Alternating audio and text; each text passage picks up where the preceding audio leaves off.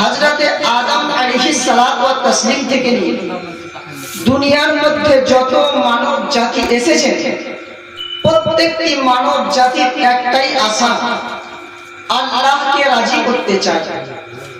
আপনি আমি এই জায়গায় উপস্থিত হয়েছি শুধুমাত্র আল্লাহকে রাজি করার জন্য। আপনি আমি নামাজ পড়ি কেন? যাতে আল্লাহ রাজি হয়ে যায়। আপনি আমি ইবাদত করি কেন? যাতে আল্লাহ রাজি হয়ে যায়। আপনি আমি যাকাত দিই কেন? যাতে আল্লাহ রাজি হয়ে যায়। আপনি আমি তাসবিহ তাহলিল করি কেন?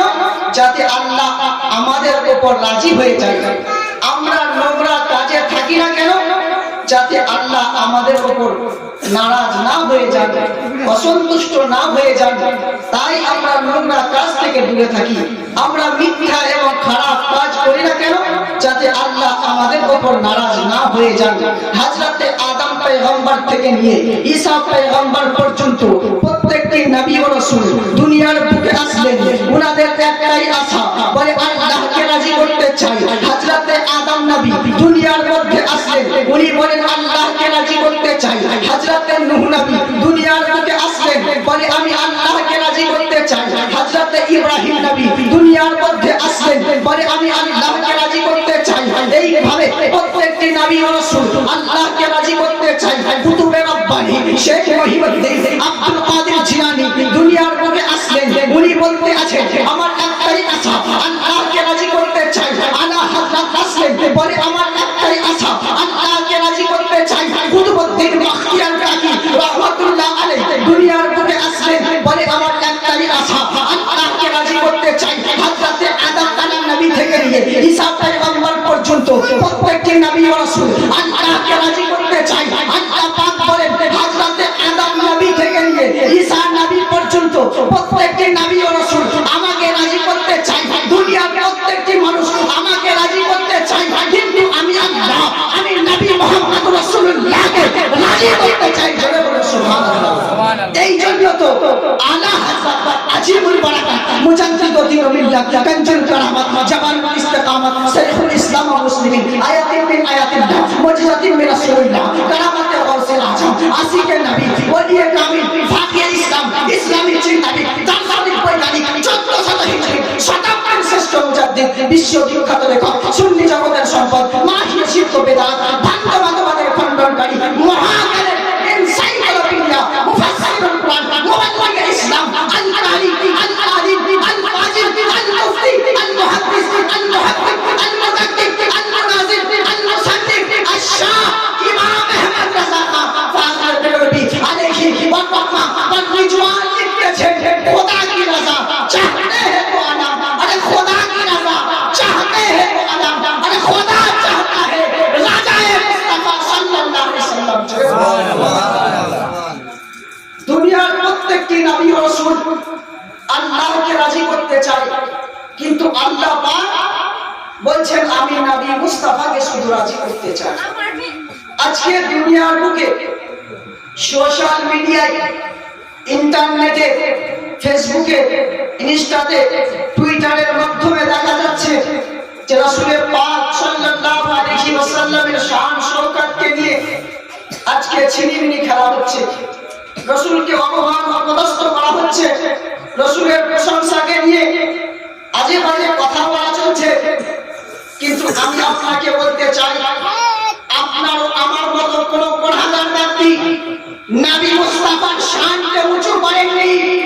দুনিয়ার মধ্যে যদি কোন একজন ব্যক্তি নবীর শানকে উঁচু করেছেন, সেটা হবে আল্লাহ পাক রব্বুল আলামিন নিজে নবী মুস্তাফার শানকে উঁচু করেছেন। জোরে বলুন সুবহানাল্লাহ। আল্লাহ পাক বলেন বড় বড় না লেখা দেখো হে নবী, আমি আপনার শান মান মর্যাদাকে আমি আল্লাহ নিজে উঁচু করেছি। জোরে বলুন সুবহানাল্লাহ।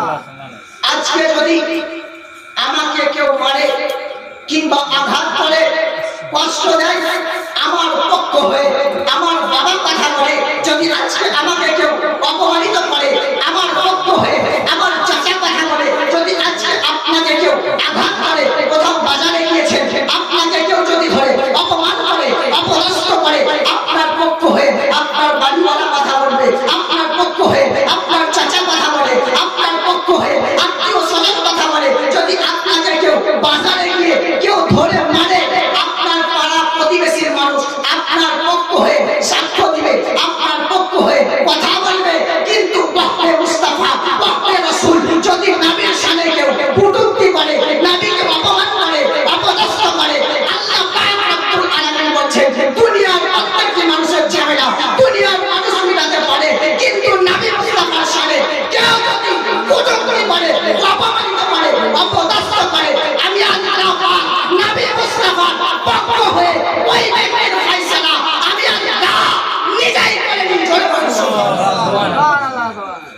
আল্লাহ পাক রব্বুল আলামিন নবী পাক সাল্লাল্লাহু আলাইহি সাল্লামের পক্ষ হবে আর তার ফয়সালা আল্লাহ নিজেই করে নেবেন। যেই জায়গায় আপনি আমি কথা বলতে গেলে আপনার কথা আমার কথা গ্রহণযোগ্য হয় না, যেই জায়গায় আপনি আমি দাঁড়ালে আপনার আমার বার্তা চলে না, যেই জায়গায় গেলে আপনার আমার টাকা শেষ হয়ে যায়, যেই জায়গায় গেলে আপনার আমার বল শেষ হয়ে যায়, যেই জায়গায় গেলে আপনার আমার ক্ষমতা শেষ হয়ে যায়, কসম খোদা সেই জায়গায় রাসূলুল্লাহর ক্ষমতা চালু হয়ে যায়। বোঝা যাচ্ছে যে রাসূল পাক সাল্লাল্লাহু আলাইহি ওয়াসাল্লামকে আল্লাহ পাক রব্বুল আলামিন কত মহান ব্যক্তিত্বের অধিকারী সম্মানীয় করে মর্যাদা বানা করে দুনিয়ার বুকে প্রেরণ করেছেন। যখন নবী পাক আমার ইসলাম প্রচার করতে আরম্ভ করলেন, ইসলাম ধর্মটা আমরা মুখে বলে পাইনি, নবী যখন ইসলাম প্রচার করতে আরম্ভ করলেন তো নবীকে কত কষ্ট দিয়েছেন, নবীকে কত আঘাত করেছেন, নবীকে মার খেতে হয়েছে, নবী মুস্তাফার পুরো শরীর থেকে রক্ত মুবারক ঝরেছে। আল্লাহুস সামাদ নবী রাস্তা দিয়ে গেছেন তো নবী মুস্তাফার মস্তক মুবারকের মধ্যে ধুলো বালি ফেলে দেওয়া হয়েছে। যেই রাস্তা দিয়ে নবী যেতেন সেই রাস্তার মধ্যে কাঁটা বিছিয়ে দেওয়া হয়েছে। নবীকে অপমান করেছে, যেই রাস্তা দিয়ে নবী যেতেন নবীকে দেখার পর গালাগালি করেছে, তবুও নবী থামেননি, নবী ইসলাম প্রচার করা বন্ধ করেননি। আপনি আমি মুখে বলে দিয়ে আপনার আমার বাড়িতে আপনার আমার দরজাতে ইসলাম শুধুই চলে আসেনি, ইসলাম প্রচার করার জন্য নবীকে কষ্ট করতে হয়েছে, নবীকে দুঃখ হতে হয়েছে। নবী আমার নামাজ পড়তেছিলেন, সিজদা অবস্থায় ছিলেন, উটের নাড়ি ঘুরিয়ে এনে রাসূলুল্লাহর মস্তক মুবারকে চাপিয়ে দেওয়া হয়েছে।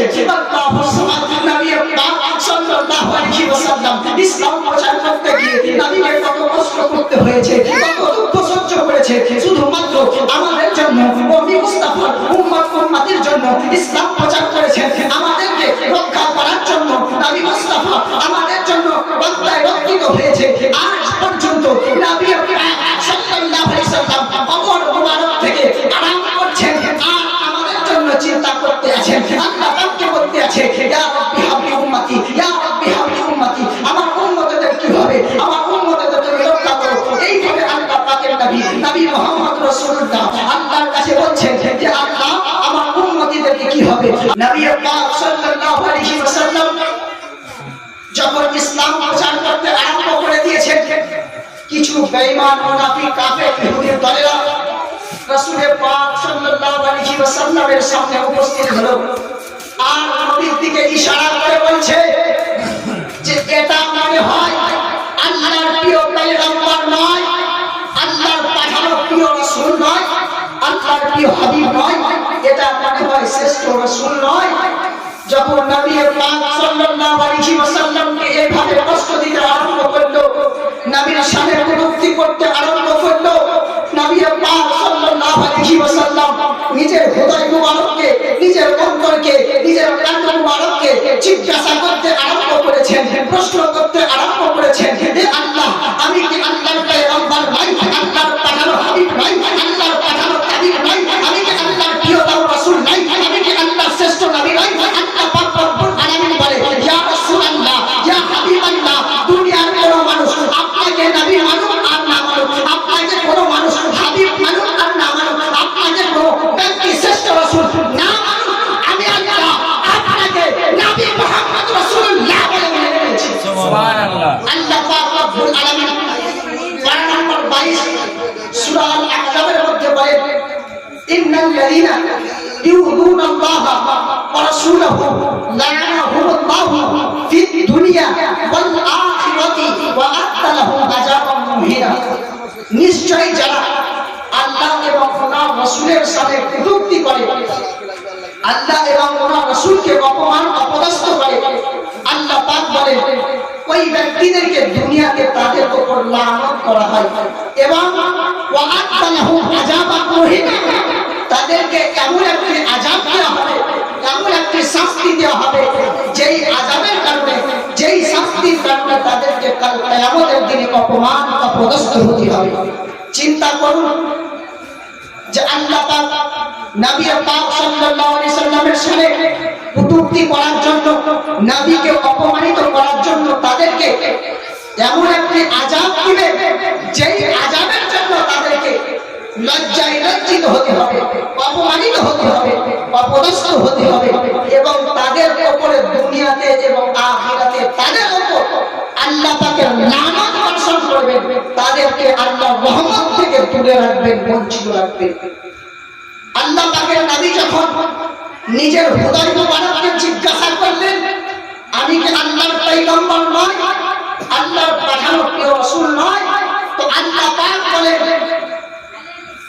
পারা নম্বর 22 সূরা ইয়াসিনের মধ্যে আল্লাহ পাক বলেন, ইয়াসিন ওয়াল কুরআনিল হাকীম, আমি কোরআনের কসম করে বলি, কোরআনের শপথ করে বলি, ইন্নাকা লামিনাল মুরসালিন, আপনি একজন নিশ্চয় মুরসালিন, আপনি একজন নিশ্চয় প্রিয়তম রাসূল। জোরে বলি সুবহানাল্লাহ।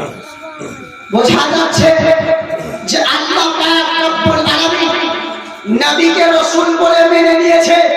তো আজকে আপনার ও আমার মানতে কি বাধ্য? আপনি আমি কেন মানতে পারি না যে রাসূলের পাক সাল্লাল্লাহু আলাইহি ওয়াসাল্লাম শ্রেষ্ঠ রাসূল? কেউ যদি বলে যে নবী মুস্তাফা শ্রেষ্ঠ রাসূল নয়, নবীর পরে আর অন্য কোন নবী দুনিয়াতে আসবে, সেই ব্যক্তি সঙ্গে সঙ্গে মুসলমান থেকে বাইর হয়ে যাবে, কাফের হয়ে যাবে। কেননা আল্লাহ পাক রব্বুল আলামিন বলেছেন, মা কানা মুহাম্মাদুন আবা আহাদিন মিন রিজালিকুম ওয়ালাকিন রাসূলুল্লাহি ওয়া খাতামান নাবিয়্যিন। রাসূল পাক সাল্লাল্লাহু আলাইহি ওয়াসাল্লাম হলেন শ্রেষ্ঠ রাসূল, রাসূলের পর আর অন্য কোন রাসূল দুনিয়াতে আসবে না। আল্লাহ পাক মোহর লাগিয়ে দিয়েছেন, ইসলাম লাগিয়ে দিয়েছেন যে রাসূলুল্লাহর পর আর অন্য কোন রাসূল দুনিয়ার বুকে আসবে না। কেউ যদি বলে রাসূলের পর আর অন্য কোন নবী আসবে কিংবা রাসূল আসবে, সঙ্গে সঙ্গে মুসলমান থেকে খারিজ হয়ে যাবে। হাদিস শরীফের মধ্যে রয়েছে, নবী পাক বলতে আছেন, আনা খাতামুন নবিয়্যিনা লা নাবিয়্যা বা'দি, আমি হলাম শ্রেষ্ঠ রাসূল, আমার পরে আর অন্য কোন নবী আসবে না। কেউ যদি বলে নবীর পর আর অন্য কোন নবী আসবে, সঙ্গে সঙ্গে মুসলমান থেকে খারিজ হয়ে যাবে এবং কাফের হয়ে যাবে। আল্লাহ পাকের নবী নবী পাক সাল্লাল্লাহু আলাইহি ওয়াসাল্লামকে আল্লাহ তাবারক ওয়া তাআলা বলেন যে ইয়া রাসূলুল্লাহ, যখন দুনিয়ার সমস্ত জিনিস ফাড়া ফিল্লা হয়ে যাবে, ধ্বংস হয়ে যাবে, কেউ যখন কারো প্রশংসা করবে না, আপনার চর্চা করবে না, আপনার গুণগান করবে না, আপনার তাসবিহ তাহলিল করবে না, আপনার মসজিদে আযান আপনার নামে হবে না, আপনার কেউ কালেমা পড়বে না, কিন্তু ইয়া রাসূলুল্লাহ যেই সময় আপনি আর আমি থাকবো, আপনি আল্লাহ আর আপনি মুহাম্মদুর রাসূলুল্লাহ, সেই সময় আপনার প্রশংসা কেউ করবে না, আপনার গুণগান করবে না। কেননা যখন দুনিয়ার সমস্ত জিনিস ফানা ফিন্না হয়ে যাবে, ধ্বংস হয়ে যাবে, সব যখন তছনছ হয়ে যাবে, আপনার প্রশংসা করার মানুষ থাকবে না, তখন আপনি মুহাম্মদ রাসূলুল্লাহ, আপনি একবার আমাকে বলবে আল্লাহ, আমি আপনাকে বলবো মুহাম্মদ রাসূলুল্লাহ। জোরে বলে সুবহানাল্লাহ। নবী পাক বলেন, ইয়া রাসূলুল্লাহ, আপনি আমাকে বলবেন লা ইলাহা ইল্লাল্লাহ, আমি আপনাকে বলবো মুহাম্মদ রাসূলুল্লাহ। জোরে বলে সুবহানাল্লাহ। আজ পর্যন্ত কোন মানুষ নবী পাক সাল্লাল্লাহু আলাইহি ওয়াসাল্লামের শানকে কেউ মিটাতে পারেনি। খোদার কসম, কিয়ামতের সকাল পর্যন্ত কোন মানে যে নবী মুস্তাফার শানকে মিটাতে পারে। এই জন্য উর্দু কোন শায়র বলেছেন, মিট গই মিটে হে না মিট জায়েগে আদা তেরা, মিট গই মিটে হে না মিট জায়েগে আদা তেরা, না মিটা হে না মিটেগা কবি চর্চা তেরা। সুবহানাল্লাহ। নবী পাক সাল্লাল্লাহু আলাইহি ওয়াসাল্লামকে হাজির ও নাজির মেনে সকলে মিলে উচ্চ স্বরে ভক্তি ভরে প্রাণ খুলে নবী পাক সাল্লাল্লাহু আলাইহি ওয়াসাল্লামের উপরে একবার দরুদ পাঠ করুন। আল্লাহুম্মা সাল্লি ভাগ্যবান নিজেকে গর্বিত মনে করি যে আমরা তো গুনাহগার হতে পারি, আমরা পাপী হতে পারি, বদকার হতে পারি, কিন্তু আলহামদুলিল্লাহ নবী মুস্তাফার মুস্তাক নাই। নবী মুস্তাফার আমরা প্রেমিক। দুনিয়ার মধ্যে ৭৩টি দল রয়েছে, ৭২টি দল বাতিল ফিরকা জাহান্নামী, একটি দল হলো জান্নাতি। সেই দলটি হলো আমরা আহলুস সুন্নাত ওয়াল জামাত। কাল কিয়ামতের দিনে প্রত্যেকটি দল যাবে জাহান্নামে, একটি দল যাবে জান্নাতে, সেটি হলো আমরা। আর ওই দলে আলহামদুলিল্লাহ আমরা রয়েছি নবীর প্রেমিক, আশিকে রাসূল আমরা। যাই হোক, আল্লাহ